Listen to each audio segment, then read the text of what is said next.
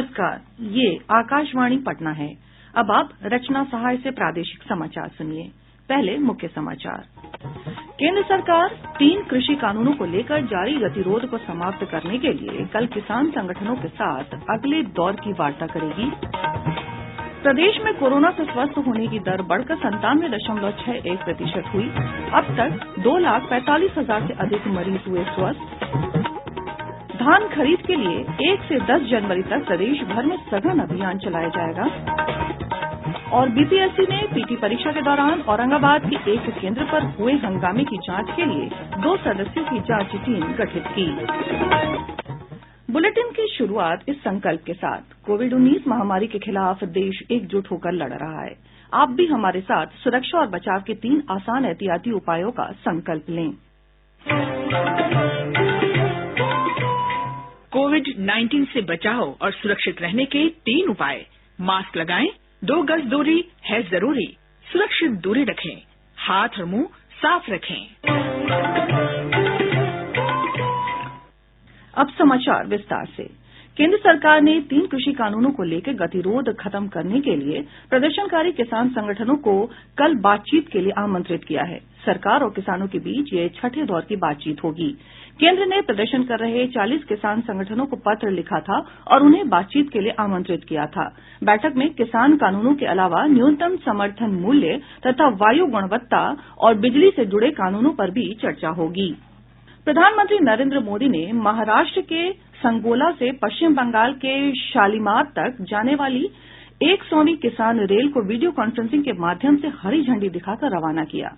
प्रधानमंत्री ने कहा कि भारतीय कृषि में नए प्रौद्योगिकी तेजी से शामिल हो रही है। कृषि उत्पादों के मूल्य संवर्धन के लिए भंडारण और प्रसंस्करण उद्योग से जुड़ी आधारभूत सुविधाओं को सरकार प्राथमिकता दे रही है। प्रधानमंत्री ने कहा कि किसान रेल सेवा किसानों की आमदनी बढ़ाने का एक प्रयास है। इससे खेती से जुड़ी अर्थव्यवस्था में बड़ा बदलाव आएगा।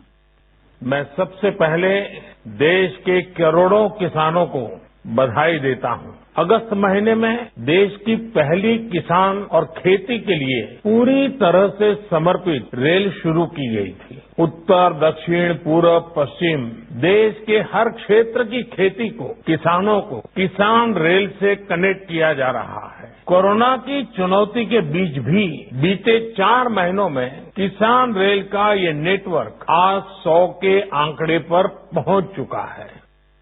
प्रधानमंत्री ने कहा कि ये सेवा देश में शीत भंडारण आपूर्ति व्यवस्था को और मजबूत बनाएगी।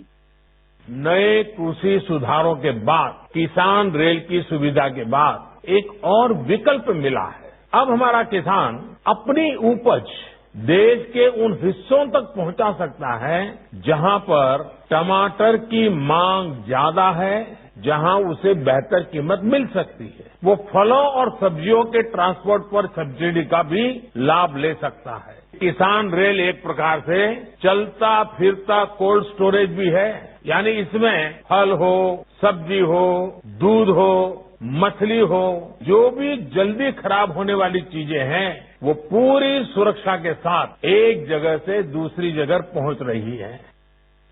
प्रदेश में कोरोना से स्वस्थ होने वालों की संख्या बढ़कर 2,45,305 हो गई है। पिछले 24 घंटों के दौरान 617 मरीजों को उपचार के बाद छुट्टी दी गई। स्वस्थ होने की दर बढ़कर 97.61% हो गई है। वहीं प्रदेश में पिछले 24 घंटों के दौरान कोविड-19 के 309 नए मामलों के सामने आने के साथ ही कुल संक्रमितों की संख्या बढ़कर 2,51,304 हो गई है। स्वास्थ्य विभाग के अनुसार सबसे अधिक 121 मामलों की पुष्टि पटना जिले में हुई है। अन्य जिलों से भी कोरोना संक्रमण की पुष्टि हुई है। प्रदेश में फिलहाल सक्रिय मामलों की संख्या 4,612 है। इस बीच स्वास्थ्य विभाग ने नए कोरोना वायरस के संक्रमण को लेकर पटना में अलर्ट जारी कर दिया है। नई दिल्ली के राम मनोहर लोहिया अस्पताल के डॉक्टर A.K. वार्ष्णेय ने कोरोना की रोकथाम के लिए लोगों से सरकार द्वारा सुझाए गए सभी निर्देशों का पालन करने, मास्क पहनने और सुरक्षित दूरी बनाए रखने की अपील की है। ये जो कोरोना वायरस है, इसके कई म्यूटेशंस पहले ही हो चुके हैं, लेकिन वो ज्यादा नोटिस नहीं हुए। अब जो केसेज वहां देखे गए कि लगभग 70% जो केसेज हो रहे हैं वो इस न्यू म्यूटेशन वाले वायरस से हो रहे हैं। इसलिए उन्होंने कॉशस किया है कि अभी ये हाईली इन्फेक्टियस वायरस है और इसी के मद्देनजर फिर से जो है वो लॉकडाउन वाली स्टेज उन्होंने लगाई है। इतना डरने वाली बात नहीं है। वही चीजें फिर हमें करनी पड़ेंगी कि कोविड एप्रोप्रिएट बिहेवियर है उसको लगातार इस्तेमाल करना है। हमें हमेशा मास्क पहन के रहना है, जब भी हम जाएंगे सामाजिक दूरी बना के रखना है, हाथों की सफाई पर ध्यान रखना है। अगर हम ये सब चीज करेंगे तो वायरस की कोई भी स्टेज है उससे हम बचाव कर सकते हैं। उप मुख्यमंत्री तारकिशोर प्रसाद ने कहा है कि गांवों का विकास सरकार की प्राथमिकता है। पटना में आयोजित एक कार्यक्रम में उन्होंने कहा कि गांव के विकास से ही देश का विकास होगा। श्री प्रसाद ने कहा कि ग्रामीण क्षेत्रों में सड़क, स्वास्थ्य और शिक्षा जैसे मूलभूत सुविधाओं के विस्तार के बाद गांव का चेहरा बदलने लगा है और गांवों से शहरों की ओर पलायन की गति भी धीमी हुई है। उन्होंने कहा कि गांवों में भी रोजगार के नए अवसर बड़े पैमाने पर सृजित किए जा रहे हैं। इधर उप मुख्यमंत्री रेणु देवी ने कहा है कि कोरोना और लॉकडाउन के दौरान बाहर से लौटे कामगारों ने बेतिया में रेडीमेड गारमेंट यूनिट लगाए हैं, इससे उन्हें काफी लाभ हो रहा है। उन्होंने कहा कि बेतिया के रेडीमेड गारमेंट बंगाल के साथ लद्दाख और दिल्ली भेजे जा रहे हैं। केंद्र सरकार ने 1 जनवरी 2021 से प्याज की सभी किस्मों के निर्यात पर प्रतिबंध हटाने का फैसला किया है। विदेश व्यापार के महानिदेशक ने एक अधिसूचना में कहा है कि प्याज की सभी किस्मों के निर्यात की अनुमति रहेगी। सरकार ने प्याज की कीमतें बढ़ने के कारण सितंबर में इसके निर्यात पर प्रतिबंध लगा दिया था। जनता दल यूनाइटेड बिहार के बाहर सभी राज्यों में अकेले चुनाव लड़ेगा। जदयू के वरिष्ठ नेता और मुख्यमंत्री नीतीश कुमार ने पटना में पार्टी पदाधिकारियों से चर्चा के दौरान संगठन की मजबूती पर जोर देते हुए कहा कि दूसरे राज्यों में भी पार्टी का संगठनात्मक विस्तार किया जाएगा। उन्होंने अगले साल पश्चिम बंगाल और असम में होने वाले विधानसभा चुनाव को लेकर तैयारी करने के साथ ही चुनाव क्षेत्रों की चयन की जिम्मेदारी भी पार्टी पदाधिकारियों को सौंपी। श्री कुमार ने पटना में पार्टी पदाधिकारियों के साथ बैठक में वर्तमान राजनीतिक माहौल पर चर्चा की। राष्ट्रीय जनता दल ने विधानसभा चुनाव में हार के कारणों की जांच के लिए कई तदर्थ समितियों का गठन किया है। ये समितियां उम्मीदवारों और जिलाध्यक्षों से मिली शिकायतों के आधार पर हार के कारणों की जांच करेगी। पार्टी के प्रदेश प्रधान महासचिव आलोक कुमार मेहता ने बताया कि ये जांच समितियां 31 जनवरी तक अपनी रिपोर्ट और अनुशंसा प्रदेश अध्यक्ष को सौंपेगी। प्रादेशिक समाचार आप आकाशवाणी पटना से सुन रहे हैं। मुख्य सचिव दीपक कुमार ने कहा है कि 1 से 10 जनवरी तक प्रदेश भर में धान खरीद के लिए सघन अभियान चलाया जाएगा। उन्होंने धान खरीद कार्यों की समीक्षा के दौरान कहा कि कृषि समन्वयक और किसान सलाहकार सप्ताह में 3 दिन धान खरीद से जुड़ी जानकारी इकट्ठा करेंगे। श्री कुमार ने कहा कि धान खरीद में पैक्सों की मनमानी बर्दाश्त नहीं की जाएगी। उन्होंने कहा कि अब तक 5 लाख मीट्रिक टन धान की खरीद की जा चुकी है। इधर सरकार ने हर खेत को पानी पहुंचाने के लिए तकनीकी सर्वे का काम शुरू कर दिया है। इस काम में जल संसाधन, ऊर्जा और कृषि विभाग के अधिकारियों को लगाया गया है। बिहार लोक सेवा आयोग ने 66वें संयुक्त प्रारंभिक प्रतियोगिता परीक्षा के दौरान औरंगाबाद के एक परीक्षा केंद्र पर हुए हंगामे की जांच के लिए 2 सदस्यों की समिति गठित की है। इस कमेटी की जांच रिपोर्ट के बाद आयोग आगे की कार्रवाई करेगा। औरंगाबाद के जिलाधिकारी से प्राप्त प्रतिवेदन के आधार पर आयोग ने जांच समिति गठित की है। केंद्रीय वित्त मंत्री निर्मला सीतारमण ने कहा है कि बिहार को विकसित राज्य बनाने के लिए केंद्र हर संभव सहयोग करेगा। भाजपा प्रदेश अध्यक्ष संजय जायसवाल ने एक प्रतिनिधि मंडल के साथ श्रीमती सीतारमण से मुलाकात कर ज्ञापन सौंपा। इस दौरान वित्त मंत्री ने कहा कि वे बजट सत्र के बाद बिहार आएंगी। स्टाइपेंड बढ़ाने की मांग को लेकर पटना के पीएमसीएच सहित प्रदेश भर के अस्पतालों के जूनियर डॉक्टरों की हड़ताल अब भी जारी है। हड़ताल के कारण इन अस्पतालों में ओपीडी और इमरजेंसी सेवाएं प्रभावित हुई हैं। पीएमसीएच के अधीक्षक डॉक्टर विमल कारक ने स्वास्थ्य विभाग के प्रधान सचिव प्रत्यय अमृत से मुलाकात की, लेकिन हड़ताल समाप्त करवाने को लेकर कोई रास्ता नहीं निकला। गौरतलब है कि जूनियर डॉक्टर अपनी मांगों को लेकर 23 दिसंबर से हड़ताल पर हैं। विश्वविद्यालय अनुदान आयोग यूजीसी ने 124 ऑनलाइन कोर्स की शुरुआत की है। यूजीसी की आधिकारिक वेबसाइट पर पाठ्यक्रमों की सूची जारी कर दी है। ये पाठ्यक्रम अंडर ग्रेजुएट और पोस्ट ग्रेजुएट दोनों स्तर के हैं। राज्य सरकार के बालिका गृहों में रहने वाली 14 लड़कियों को होटल मैनेजमेंट की पढ़ाई के लिए बेंगलुरु भेज रही है। इन लड़कियों को ECHO centre of juvenile justice के अंतर्गत 1 वर्षीय होटल मैनेजमेंट कोर्स का डिप्लोमा कराया जाएगा। समाज कल्याण मंत्री अशोक चौधरी ने कहा कि इन छात्राओं की पढ़ाई का खर्च राज्य सरकार वहन करेगी।